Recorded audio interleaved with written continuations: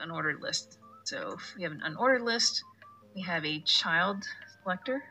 Then we want to create a bunch of list items. If we just type in li times, let's say 5, and then hit enter, it'll create an ordered list with the 5 child list items.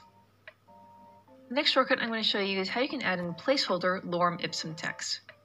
Let's delete what we got here. And if we simply type in lorem, L-O-R-E-M, and then we can type in the number of lorem ipsum words we want. So I'm going to type in 20, hit enter, and it's added 20 words of lorem ipsum text. So obviously we can use any number of words we want. If we want to type in 100, then it's added 100 words. So what I use this most often with is in tags. Let's say I have a paragraph tag. If I want to add some lorem ipsum text to that, we'll use the child selector, type in lorem, and let's just say 10. We hit enter. Now we have our paragraph tag with the lorem ipsum placeholder text.